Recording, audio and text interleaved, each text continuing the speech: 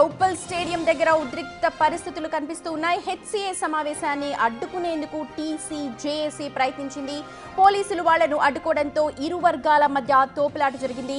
కొత్త cricket clubs కు అనుమతి ఇవ్వాలి అని డిమాండ్ చేసిన టీసీ జేఏసీ హెచ్సిఏ అధ్యక్షుడికి వ్యతిరేకంగా ధర్నా నిర్వహించింది. మరోవైపు తెలంగాణ స్పోర్ట్స్ అథారిటీ మాజీ చైర్మన్ వెంకటేశ్వర్ రెడ్డిని పోలీసులు అరెస్ట్ చేశారు.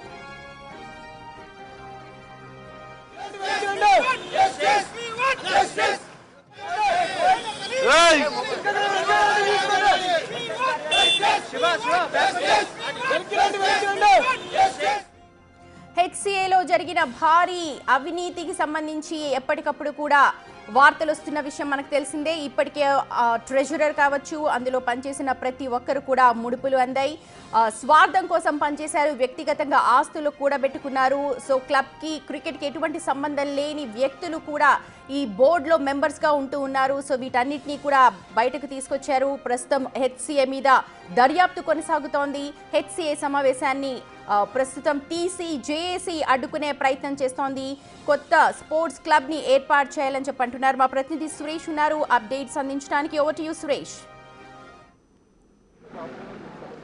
Hyderabad cricket association general body meeting కేవలం 6 నిమిషాల్లోనే ముగించారు. అక్కడ అంబుస్ ఆఫీసర్తో పాటు ఎథిక్స్ ఆఫీసర్ని ఎన్నుకున్నారు. ఆ తర్వాత సెక్రటరీలకు సంబంధించిన అభిప్రాయమే తెలుసుకోలేదని చెప్పేసి కూడా ఆ అభిప్రాయం వ్యక్తం చేస్తున్నారు. ప్రస్తుతం క్లబ్ సెక్రటరీ ఉన్నారు, ఒకసారి మాట్లాడదాం. ఏం జరిగిందండి మీటింగ్లో ఈరోజు?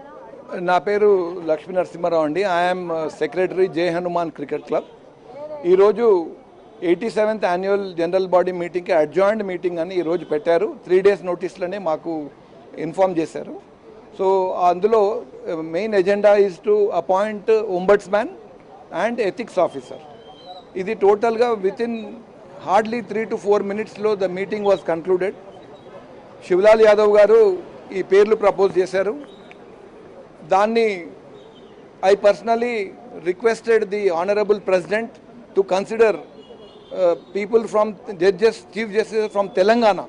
We have achieved Telangana state 10 years back. So why don't you consider from here, because it will be very cheap, because వాళ్ళు ఇక్కడే ఉంటారు కాబట్టి అదర్ ఎక్స్పెన్సెస్ కూడా మనకు చాలా తక్కువ అవుతాయి అండ్ మన తెలంగాణ వాళ్ళని రెస్పెక్ట్ చేసుకున్నట్టు ఉంటుంది అని చెప్పి మేము కోరినాము. బట్ యాక్సెప్ట్ చేయలేదు. It was just bulldozed and decided. అంటే మనం చూస్తున్నాం కదా, ఈ హైదరాబాద్ క్రికెట్ అసోసియేషన్కి సిఐడి కేసు నమోదు చేసి దర్యాప్తు చేస్తుంది. మీ ప్రెసిడెంట్ కూడా ఇప్పుడు జైల్లో ఉన్నాడు, ట్రెజరర్ కావచ్చు, సిఇఓ కావచ్చు, వీళ్ళందరూ ఒకవైపు విచారణ కొనసాగుతుంది. ఇప్పుడు ఇది ఎన్నిక జరిగింది. ఈ ఎన్నికకు సంబంధించి ఏమైనా ప్రస్తావన వచ్చిందా? No, there was no discussion about anything. ఏది కూడా డిస్కషన్ జరగలేదు.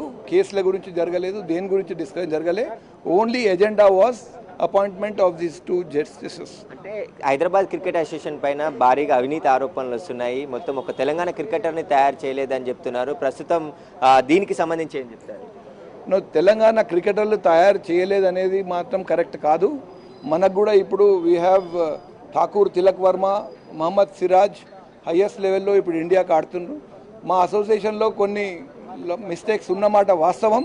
కానీ ఇక్కడ యునైటెడ్గా అందరూ ఒక తాటి మీద నిలబడితే we can achieve big results. అవినీతి ఆరోపణలు అనేటివి that has to be definitely like investigated and proved in the court. కొన్ని క్లబ్లను అనుమతించలేదు కదా, ఎందుకు అనుమతించలేదు? ఇప్పుడు పోయినసారి మీటింగ్లో అందరు క్లబ్లను అలౌ చేశారు. కానీ ఈసారి 57 క్లబ్స్ వాళ్ళని ఏమైందంటే they were saying that they are banned by justice Nageswara Rao. 57 clubs ఏవైతే ఉన్నాయో మల్టిపుల్ క్లబ్స్ అనే ఒక ఉద్దేశంతో వాళ్ళని అతను 3 years బ్యాన్ పెట్టారు. కానీ వాళ్ళు చెప్పేది ఏంటంటే we are eligible for attending meeting అని వాళ్ళ పాయింట్.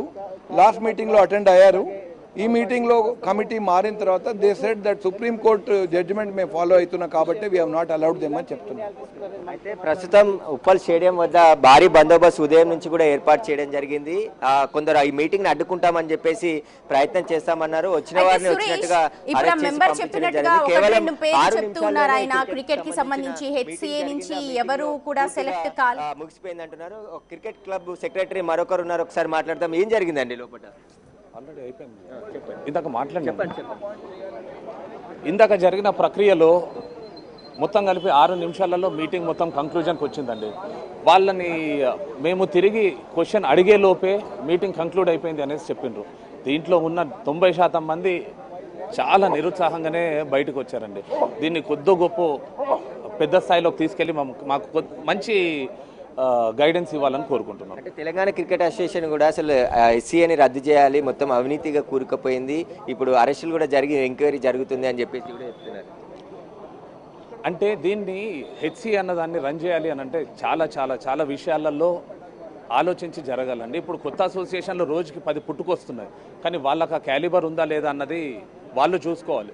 ఒక అసోసియేషన్ ఫామ్ అవ్వగానే ఇంకో అసోసియేషన్ ఉన్న అసోసియేషన్ మీద పేర్లు పెట్టడానికి మన తెలంగాణలో చాలామంది ఉన్నారు. లేదండి, హెచ్సిఏకి కొద్ది గొప్ప మంచి పేరు ఉంది. దాన్ని కొన్ని మిస్టేక్స్ వల్ల అందరం పోడగొట్టుకుంటున్నాము. కొంతకాలంలో దాన్ని మళ్ళీ వెనక్కి తీసుకొస్తామన్న నమ్మకం మా క్లబ్ సెక్రటరీస్ అందరికీ ఉంది. ఇప్పుడున్న ప్యానెల్ సపోర్ట్ చేసినా చేయకపోయినా మేమందరం అయితే కష్టపడతాము. హెచ్సిఏని మళ్ళీ మంచి పేరుకి తీసుకొని వస్తాం. ఎట్లా ఉండబోతుంది మరి? ప్రెసిడెంట్ అరెస్ట్ అయ్యారు, సీఈఓ అరెస్ట్ అయ్యారు, ట్రెజరర్ అరెస్ట్ అయ్యారు, మిగతా వేరే క్రికెట్ క్లబ్కి సంబంధించిన ప్రెసిడెంట్ కూడా అరెస్ట్ అయ్యారు. వీటి తరపున ఇప్పుడు మళ్ళీ ప్రెసిడెంట్ ఎన్నుకునే ప్రక్రియ ఏ విధంగా జరుగుతుంది? దాని గురించి ఇంకా చర్చలు జరుగుతున్నాయండి. దాని గురించి ఇప్పటివరకు ఎటువంటి సమాచారం బయటికి రాలేదు. ఇప్పుడు ఉన్న ఎథిక్స్ ఆఫీసర్ అండ్ ఎంబుస్మన్ని అపాయింట్ చేసిండ్రు కదా, వాళ్ళు ఉన్న రూల్స్ అండ్ రెగ్యులేషన్ని స్ట్రిక్ట్గా ఫాలో అవ్వాల్సిందిగా మేము కోరుకుంటున్నాం. అయితే మనం ఉదయం నుంచి కూడా ఉప్పల్ స్టేడియం వద్ద భారీ బందోబస్తు ఏర్పాటు చేయడం జరిగింది. మీటింగ్ జరుగుతుందని చెప్పేసి ముందుగానే 2 రోజుల ముందు అనౌన్స్ చేశారు. కాబట్టి మొత్తం 217 క్లబ్లు ఉంటే అందులో 173 క్లబ్లను మాత్రం సంబంధించిన సెక్రటరీలను మాత్రమే అనుమతించడం జరిగింది. మిగతా వారిని ఎవరిని కూడా రావద్దని చెప్పారు. కానీ మీటింగ్ 90 మందితోనే జరిగింది. ఆ 90 మందిలో కూడా 6 నిమిషాల్లోనే మీటింగ్ కొనసాగింది. ఆ తర్వాత వాళ్ళే డిసైడ్ అయిపోయి పెట్టేసేశారు. అంబుస్ ఆఫీసర్ని, అదేవిధంగా ఎథిక్స్ ఆఫీసర్ని, అంబుస్మ్యాన్ ఇద్దరిని కూడా సెలెక్ట్ చేసుకొని ముందే ఇక్కడ మీటింగ్లో అనౌన్స్ చేశారు తప్ప ఎవరి అభిప్రాయాలు కూడా తీసుకోలేదు. వచ్చిన సెక్రటరీలు కూడా అందరూ డిసప్పాయింట్ గా బయటకు వెళ్ళిపోవాల్సిన పరిస్థితి ఏర్పడిందని చెప్తున్నారు. మరోవైపు ఆలోచనలు కానీ లేకపోతే ఎవరికి సంబంధించినవి కూడా పరిగణలోకి తీసుకోలేదు. ఓన్లీ సింగిల్ మ్యాన్ కావచ్చు.